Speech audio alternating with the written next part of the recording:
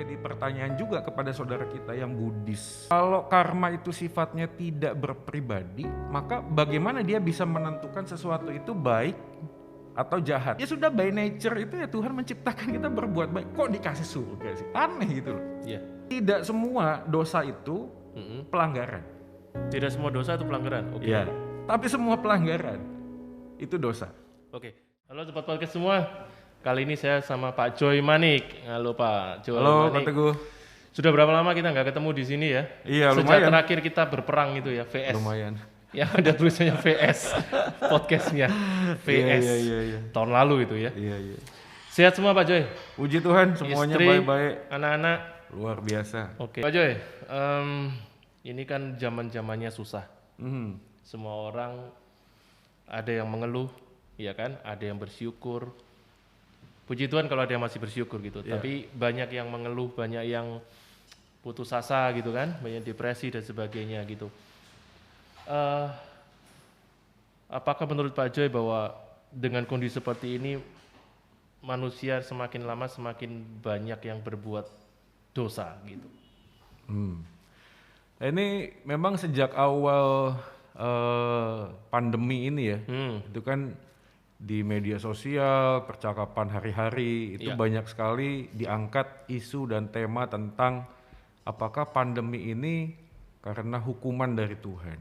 Ya misalnya kalau ada orang juga ngomong kok rasanya seperti kisah Nabi Nuh dulu misalnya, semua manusia itu dimusnahkan gitu ya. Ini kok rasanya kok mirip-mirip, atau mungkin ada yang mengatakan ini apakah ini tanda akhir zaman misalnya.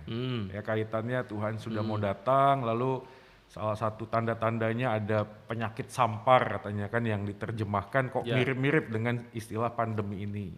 Sama-sama penyakitnya gitu. Ya betul, kurang lebih memakan korban jiwa yang cukup banyak. Betul. Dan juga membuat orang itu sulit untuk melakukan aktivitas. Apalagi nanti terakhir ini kan ditambah dengan banyak isu bencana alam. Iya. Ya, Tapi ini bukan juga, isu lagi, udah kejadian kan? ya maksudnya diangkat dikaitkan dengan Iya. dosa itu, Iya, dengan iya, hukuman itu. Jadi seakan-akan semuanya itu seperti sinkron, bencana alam terjadi ya. Kelaparan di mana-mana, penyakit di mana-mana. Ini kok rasanya seperti memberikan konfirmasi.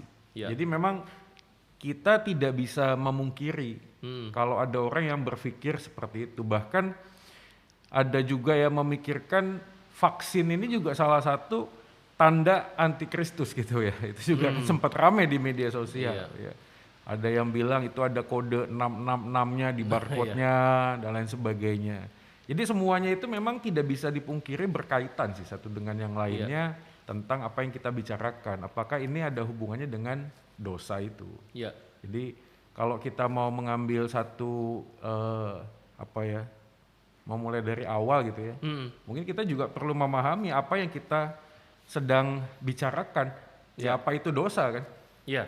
Jadi kalau kita nggak bicara tentang apa itu dosa, seakan-akan ini hanya sekedar sebuah kata yang sering kita dengar, Kita ucapkan gitu. Mungkin setiap minggu juga kita dengar dari khotbah, atau mungkin juga dalam konteks semua agama juga bicara tentang dosa. Tapi nggak pernah mengerti apa itu esensinya dan perbedaannya, diferensiasinya. Karena kalau kita bicara tentang dosa, pemahaman setiap agama itu pasti akan beda-beda. Ya. Nah, sebelum Pak Joy masuk itu ya, mengenai apa sesungguhnya gitu kan. Biasanya kan kita cuma bicara bahwa ya dosa itu adalah suatu perbuatan yang tidak berkenan di hadapan Tuhan gitu kan. Itu secara general lah kita bicara kayak gitu kan. Tapi sebenarnya apa sih sebetulnya Pak Joy? Nah, itu. Jadi kalau kita bicara tentang dosa, maka standar pemahaman kita tentang dosa itu harus jelas dulu. Maksudnya siapa nih yang bisa menentukan standar dosa itu apa dan bagaimana? Karena kalau kita hanya berhenti di dalam skala kehidupan sosial, ya korupsi, lalu membunuh, mencuri, memperkosa dan lain sebagainya, itu kategori hal yang memang sifatnya itu seperti diatur dalam hukum kehidupan sosial aja. Makanya kalau kita bicara agama kan dalam pengertian definisi kan bisa diartikan sebagai sesuatu yang mengatur supaya semuanya berjalan dengan baik kan gitu. Ya, dalam koridor yang benar gitu kan. Kalau kita bicara tentang dosa, apakah hubungannya hanya dengan agama kan gitu. Makanya kan menariknya di Alkitab itu kan diajarkan bahwa waktu Daud itu berbuat dosa, dia mengatakan hanya kepada Engkau sajalah aku berdosa di Mazmur 51 itu. Nah sebenarnya standar kita memahami tentang dosa harus kembali kepada Tuhan. Oke. Jadi gimana kita mengenal siapa Tuhan itu, dari sana kita bisa memahami apa itu dosa. Oke. Konkretnya gimana Pak Joy? Jadi kalau kita tidak mengenal Tuhan seperti yang Dia nyatakan, maka pemahaman kita tentang dosa pasti akan berbeda-beda. Contoh saja misalnya begini. Saudara kita yang menganut kepercayaan Buddhisme misalnya, Buddha ya, pemahaman Buddhisme. Mereka mengatakan bahwa di dunia ini tidak ada Tuhan pencipta. Oke. Jadi bagi mereka kehidupan yang mereka jalani dalam dunia ini hanyalah sifatnya itu seperti karma baik dan karma buruk. jahat. Ya. Betul. Nah, karma ini sendiri kan sifatnya tidak mempunyai pribadi. Ini pemahaman mereka. Ya. Jadi kalau kamu hari ini melakukan yang baik, maka kamu akan menuai sesuatu yang baik lagi dalam kehidupan berikutnya.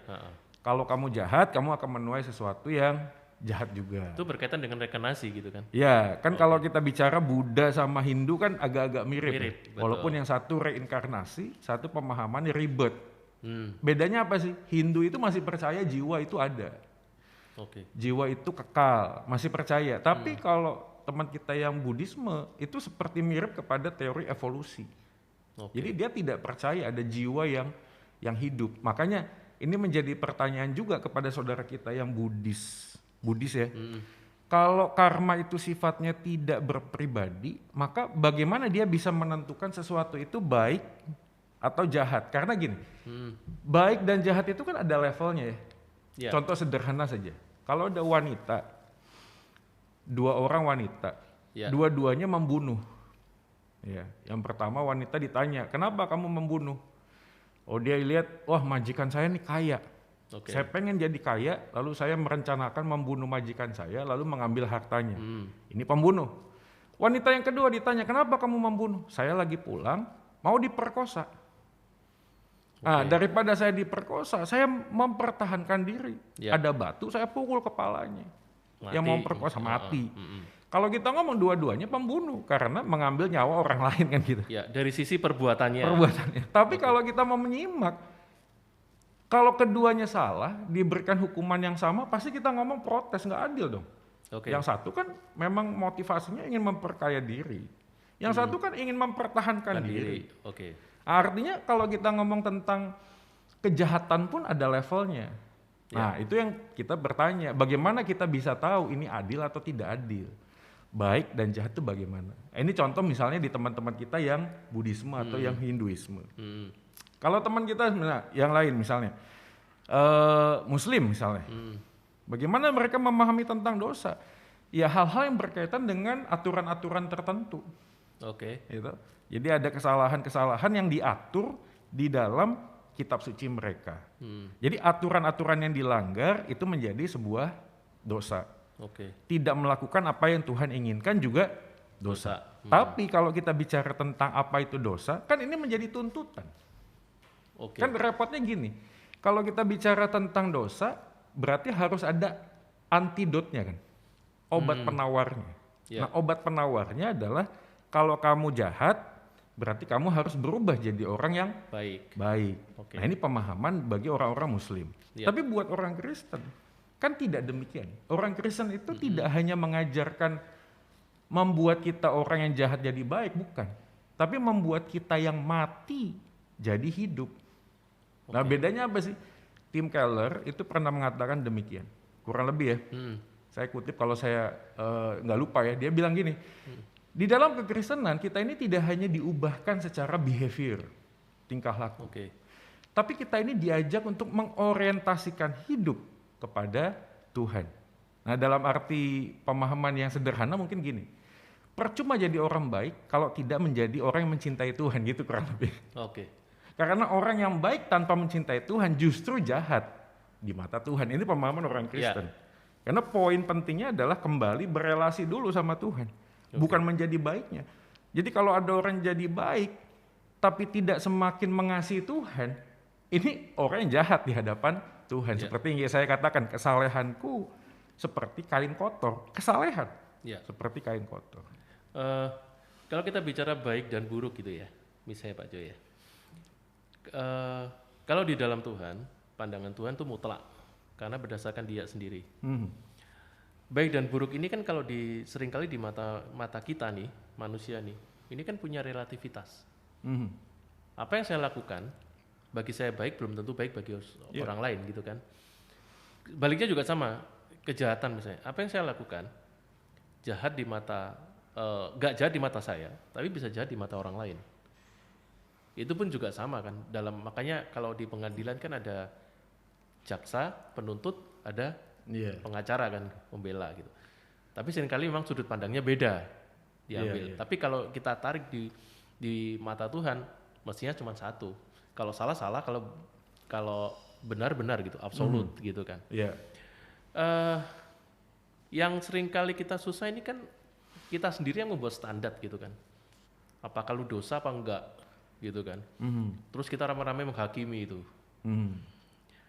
Nah pertanyaannya Pak Joy, dengan kondisi seperti itu, dengan relativitas seperti itu dan didukung misalnya suasana atau kondisi yang di lingkungan yang kurang kondusif, kurang baik dan sebagainya, apakah itu baik atau enggak lah. Tapi apakah selama ini memang, ini ada suatu pertanyaan, apakah memang manusia, ini pertanyaan klasik sih sebetulnya, apakah manusia itu memang cenderung sih harus cenderung berbuat dosa? Kenapa enggak cenderung berbuat baik gitu? Ya ini juga pertanyaan yang kalau kita mau bahas mungkin ya 3 SKS lah ya. 3 SKS itu berarti sekitar berapa bulan ya? Tapi ya memang ini menarik ya sih. Maksudnya lagi-lagi cara pandang kita terhadap hidup, terhadap Tuhan, terhadap diri itu pasti berkenaan dengan bagaimana kita memahami tentang dosa kan. Jadi misalnya gini, kalau saya bacakan ya misalnya ya di Efesus pasal yang kedua nih. Ya, dia bilang gini nih. Efesus pasal 2 nih, ayat 1. Kamu dahulu sudah mati karena pelanggaran-pelanggaran dan dosa-dosamu. Nah ini kan menarik ya, ada kamu dahulu sudah mati. Ada 2 kata yang dipakai, ada pelanggaran, ada dosa. Mungkin banyak orang juga berpikir, ngapain kok Paulus pakai 2 kata yang sebenarnya mungkin naturnya sama, pelanggaran dan dosa. Tapi sebenarnya Paulus itu dengan detail, presisi, ingin menjelaskan kepada pendengarnya, pembaca jemaat mula-mula, bahwa ada bagian yang masuk dalam kategori dosa, tapi bukan pelanggaran. Nah, walaupun pelanggaran itu sudah pasti dosa. Saya ulang ya. Tidak semua dosa itu pelanggaran. Tidak semua dosa itu pelanggaran. Ya, tapi semua pelanggaran itu dosa. Saya analogikan gini lucunya ya Pak Jo ya. Nggak tahu sama apa enggak.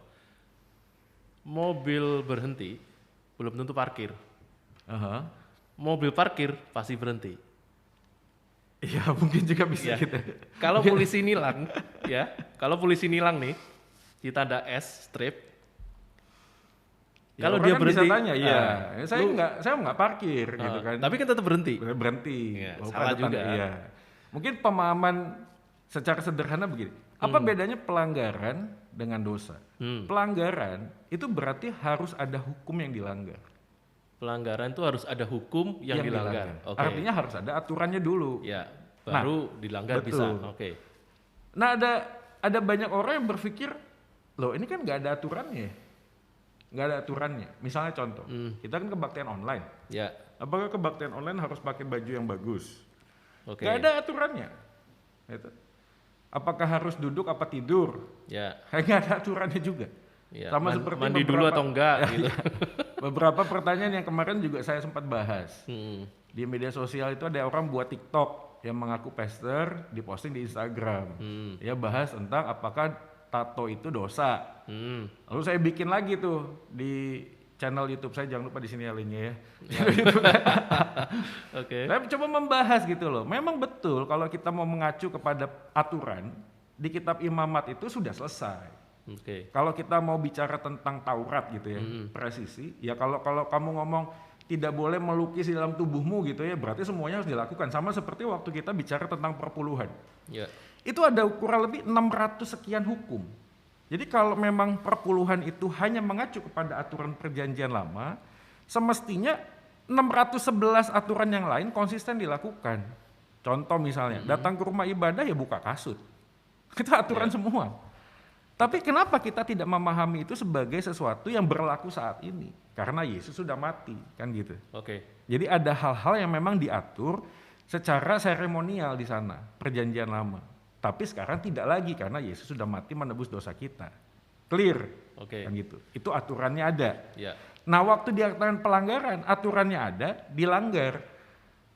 Sebentar, ini dilanggarnya pada saat zaman Nah lama. itu tadi pertanyaannya. Oke. Ini kan ada fasenya kan, kapan hukum itu muncul. Oke. Berarti Paulus waktu ngomong pelanggaran, itu bicara kepada orang Yahudi. Yang tahu kapan itu turun nih. Oh waktu Musa dapat 10 hukum. Nah sebelumnya kan nggak ada hukum. Ya. Nah pertanyaannya apakah orang-orang yang tidak tahu hukum itu, apakah tetap orang yang berdosa? Paulus mengatakan ada pelanggaran, ada hukum, kamu langgar, itu dosa. Ya. Tapi ada dosa tanpa ada hukum. Kapan itu terjadi? Nah Roma mengatakan hukum itu ditulis dalam Taurat dalam hati manusia. Oke. Jadi manusia walaupun tidak tahu ada aturannya, manusia itu tetap berdosa. Jadi Paulus tuh ingin menyimak gini, jangan sampai orang Yahudi ini berkelit. Loh kan ini hukumnya baru turun waktu zaman Musa. Oke. Berarti yang sebelum itu harusnya tidak berdosa dong. Paulus ingin menekankan, no, dari sejak awal mula sebelum hukum itu ada, manusia sudah berdosa. Dan ini menariknya, berarti apa yang dimaksudkan oleh dosa ini? Oke. Dosa ini berarti dampak dari Adam dan Hawa pertama kali jatuh dalam dosa. Jadi bicara apa tuh? Keterpisahan. Makanya dalam konteks Efesus kan menarik ya. Pelanggaran itu periptoma, dosa itu hamartia. Hamartia sasaran nggak nyampe. Oke. Periptoma ada hukum dilanggar. Jadi kalau kamu ngomong, aku nggak tahu hukumnya kok, masa aku dikatakan melanggar? Tunggu dulu, ada status dosa. Kan ini ada banyak anak muda tuh ngomong gini, Ya. udah nggak usah terlalu banyak baca Alkitab, lebih baik kamu nggak tahu, maka kamu waktu melakukan sesuatu yang salah, kan kamu nggak tahu. Nggak merasa bersalah. Ya memang betul karena kamu nggak tahu, tapi jangan lupa bahwa status dosa itu berbicara tentang sikap hati. Nah kembali kepada yang tadi, apakah ada aturan kebaktian online pakai baju bagus? Nggak ada. Oke. Tapi ada dosa ini sikap hati. Artinya waktu kamu tahu dan sadar, waktu kamu datang kepada Tuhan dengan sebuah kelayakan diri dalam hatimu akan berpikir, masa sih Tuhan itu berhak menerima saya belum mandi misalnya. Masa sih saya datang beribadah kepada Tuhan sambil leyeh-leyeh. Tapi yang, Itu kan sikap hati. tapi gini, tapi kan ya kalau ngomong sikap hati ya, Cuma nanti sorry tak potong tadi ya. Kan sering kali kita ngomong, Tuhan tuh nggak melihat baju kok. Tuhan tuh nggak melihat fisik, Tuhan melihat hati gitu. Ya kan. betul. Nah itu tadi berarti apa yang ada di dalam hatimu nampak dengan bagaimana kamu berpakaian. Iya, mensikapi gitu. Iya. Atau merealisasikan. Iyalah, kan sebelum kita berpakaian kan kita mikir, gue mau pergi nih sama pacar gue kan gitu. Ah gue pakai piyama aja deh. Terus kita mikirnya, oh dia nggak akan marah, dia itu baik. Berarti cara pandang kita terhadap pacar kita rendah. Oke. Tapi kalau kita tahu nih pacar saya yang terbaik, ya tampil sempurna dong kan gitu tuh. Menghargai kehadiran dia karena waktu dia melihat, kamu cantik sekali, pakaianmu kok bagus, senang kan kita. Nah sama juga. Iya, kita harus padan. Walaupun nggak bagus, nggak ganteng-ganteng amat. Betul, minimal tuh yang terbaik. Makanya itu tadi waktu kita bicara tentang tato, satu hal yang sering kali juga terlewati adalah sikap hati. Oke. Apa motivasi kita ingin mentato? Karena waktu kita bicara tentang tato, ini misalnya sedikit aja ya. Tato yang bagus itu mahal. Ya. Sungguh, nggak murah gitu loh. Kecuali kalau tatomu hanya identitas sebuah geng. Ya. Nah, saya kan tahu dulu waktu di Bui, di Panti, nggak ada kerjaan pakai jarum. Yang penting ada, tapi hasilnya pasti jelek. Tapi kalau kita bicara tentang seni, boleh nggak? Ya silahkan, tapi tato itu mahal loh. Ya. Ya, karena mahal, kita harus mikir ulang.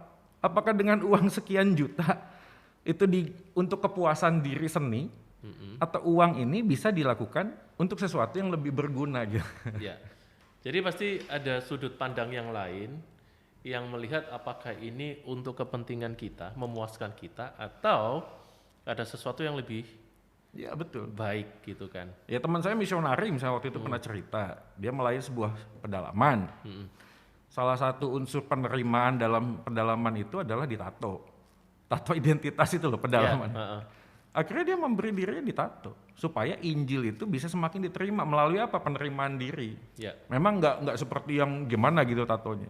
Tapi bagi anggota di komunitas itu gitu. komunitas itu, kalau kamu mau diterima, ya salah satu tandanya ya begini. Itu misalnya contoh lah Ya. contoh. Nah, Pak Joy, tadi sempat bicara kan kalau misalnya pada zaman dulu, perjanjian lama kita bicara, kita kalau masuk ke bait Allah, kasut kita harus lepas, gitu kan, cuci dan sebagainya. Lalu baju kita juga harus yang bersih dan sebagainya gitu kan.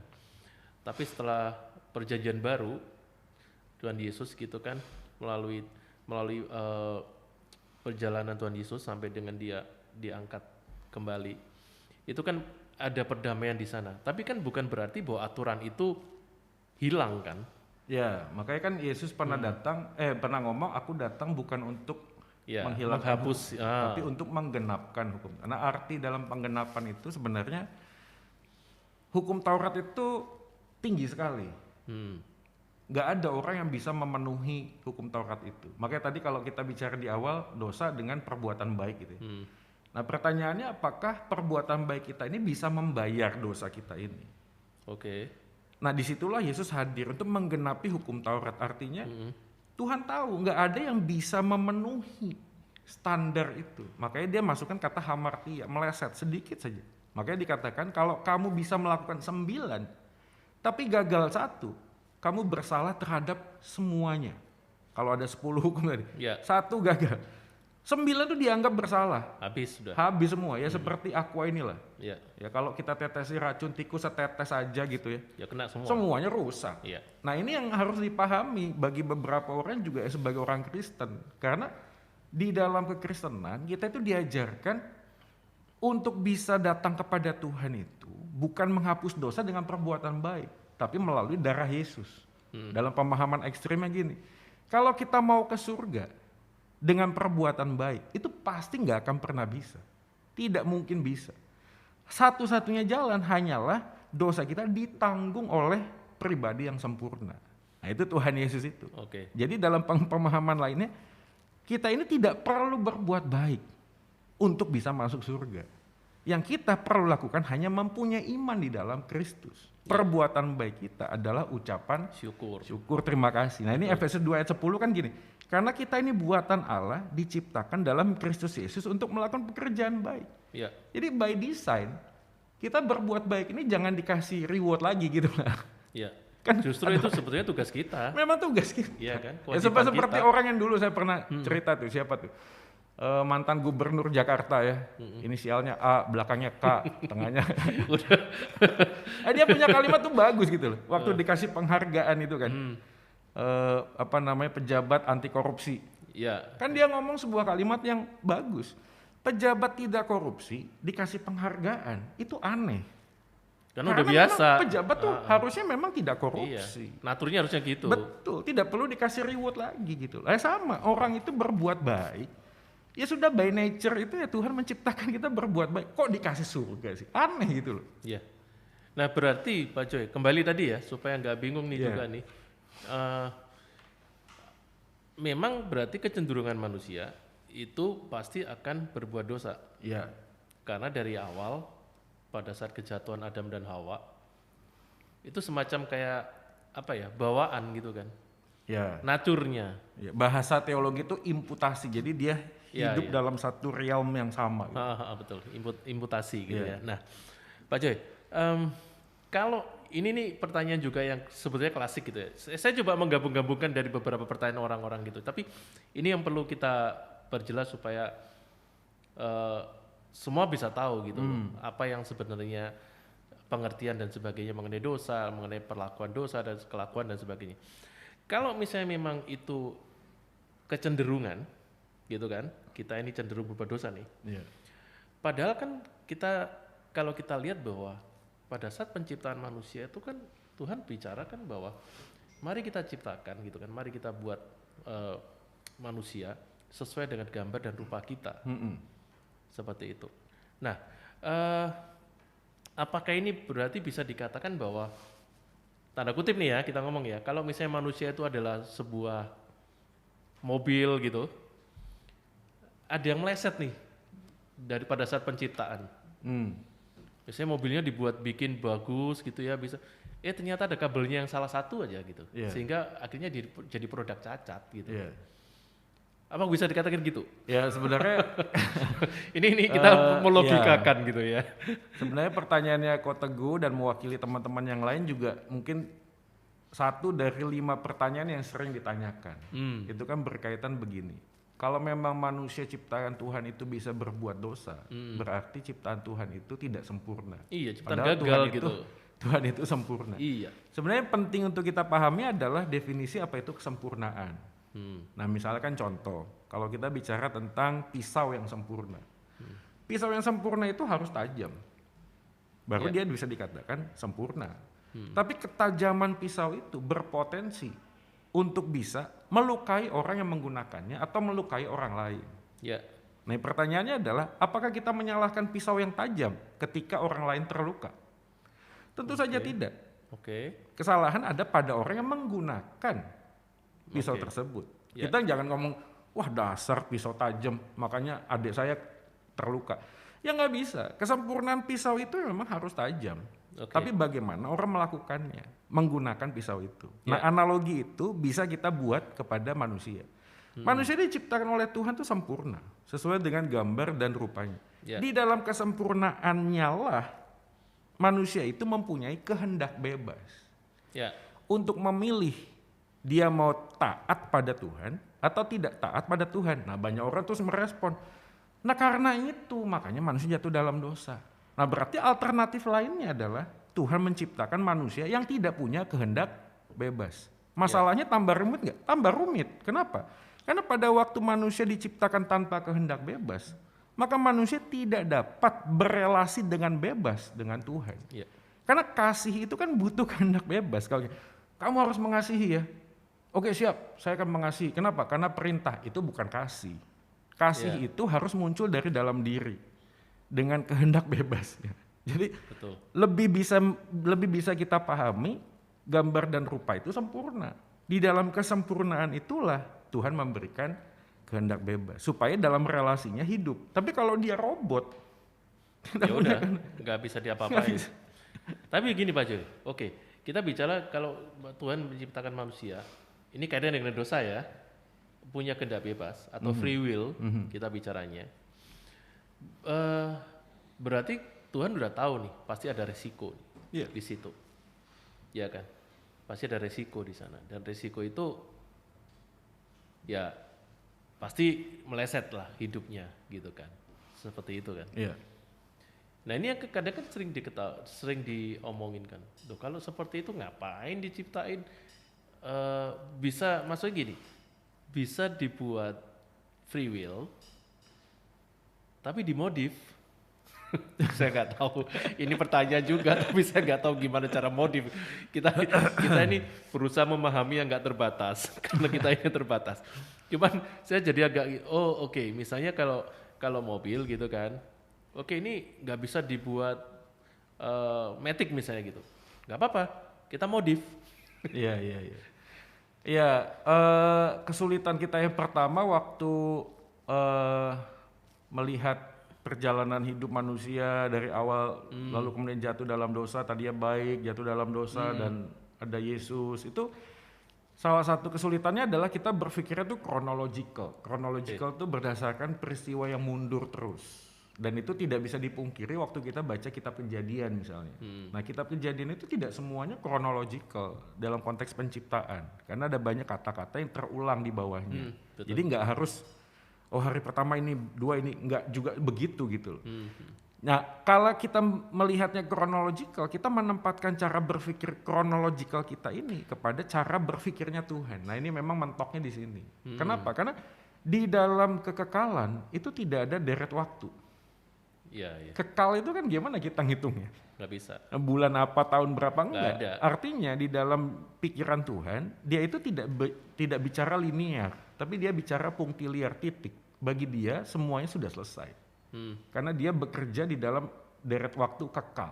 Ya. Kan gitu ya. Nanti kalau kita bicara tentang kekal perlu sesi lagi gitu ya. Itu juga berat ya.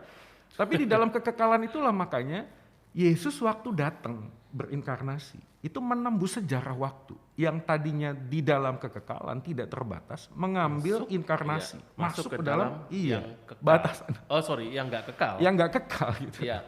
Di dalam tubuh yang juga tidak kekal gitu, tubuh Iya. jasmaninya. Iya. Nah dalam perjalanan itu baru kita bisa memahami apa maksud dari bagaimana Tuhan itu merancang segala sesuatunya. Jadi apakah Allah Maha Tahu? Iya. Kalau Allah Maha Tahu, kenapa Allah tidak mencegah? Kan pertanyaannya begitu. Iya. Kalau Allah Maha Tahu, Allah tidak mencegah, apakah Dia Allah yang Maha Kasih? Nah, kita membacanya dari mana? Kitab Kejadian. Kan ada deretan waktu. Padahal pendekatan Musa waktu menempatkan kitab Kejadian ingin memberikan pesan kepada bangsa Israel bahwa Allah itu Allah yang berdaulat penuh, memegang segala sesuatu. Allah yang memegang janjinya. Makanya waktu kita bicara tentang manusia jatuh dalam dosa, inisiatif Tuhan untuk menyelamatkan sudah muncul di sana. Pro evangelio kan, janji keselamatan bahwa tumit si ular, tumit wanita laki-laki ini, keturunan perempuan ini akan dihancurkan. Dia juga akan menghancurkan kepala si ular dan lain sebagainya. Jadi dalam konteks bagian itulah yang kita bisa lihat adalah gini. Soren Kierkegaard bisa ngomong kalimat bagus. We can understand life. Itu backward. Kita hanya bisa memahami hidup itu melihat ke belakang. Tapi kita harus menghidupi perjalanan hidup ini dengan ke depan. Oke. We have to live forward gitu. Forward, iya. Nah, waktu kita lihat ke belakang, kita hanya bisa melihat bahwa iya, Tuhan adalah Tuhan yang tidak sembarangan. Waktu manusia jatuh dalam dosa, Tuhan merancang keselamatan untuk membawa kita kembali berelasi kepada Tuhan. Mungkin kalau saya mau tambahkan gini, sebelum manusia jatuh dalam dosa, manusia itu bisa berdosa. Ya. Setelah manusia jatuh dalam dosa, manusia tidak bisa tidak berdosa. Tetap kondisi. Tidak bisa tidak berdosa. Setelah manusia itu percaya kepada Yesus, manusia bisa tidak berdosa. Setelah dia mati dan berjumpa dengan Tuhan di surga, dia tidak bisa melakukan dosa lagi. Jadi by nature itu begitu perjalanannya. Nah kalau kita belajar hari ini tentang aplikasinya apa kalau gitu bicara tentang dosa dan kehidupan kita di dalam Kristus. Orang yang sudah di dalam Kristus ada kata kainos. Yang dulu sudah berlalu, yang baru sudah datang. Kata baru itu kainos. Nah kata ini punya dua pemahaman. Satu, itu facelift, upgrade. Sudah ada, di-upgrade menjadi lebih baik. Yang kedua, tadinya tidak ada, menjadi ada. Nah saya selalu kasih contoh tuh mobil, ya katakanlah modelnya Kijang gitu ya. Dari Kijang berapa itu ya? Cakota. Kita bicara Cakota. Bukan yang Kijang ini loh, Grand ya. Oh yang itu Grand. Kan cuma beda gini, keluar yang baru. Ya lampunya bulat jadi kotak. Ada spoiler, ada fog lamp. Tapi kalau kita cek semuanya, ini Kijang lama juga mesinnya sama itu gitu. Sasis sama. Cuma ada perintilan yang lain. Ini facelift namanya. Tapi kalau misalnya kita lihat Reborn, itu kan beda sekali. Beda lagi. Secara teknologi beda. Teknologi beda, mungkin juga mesin beda, sasis juga mungkin beda. Nah dalam konteks itulah orang yang percaya pada Yesus harusnya memikirkan, iya dulu saya ini hidup tidak punya kerinduan untuk baca Alkitab. Yang sudah di dalam Kristus berubah, jadi punya kerinduan. Tapi ada sesuatu yang tidak berubah. Misalnya, dulu saya temperamennya melankolis. Setelah percaya Yesus, masa tiba-tiba jadi sanguin? Enggak sih, tetap melankolis. Tapi melankolisnya di facelift. Ya, dengan cara yang beda. Betul, dia akhirnya dengan temperamennya itu bisa memikirkan hal-hal tentang pelayanan, tentang kehidupan. Ya kalau dia melo-melo ya menciptakan lagu tentang kasih kepada Tuhan gitu misalnya. Lagu-lagu melo.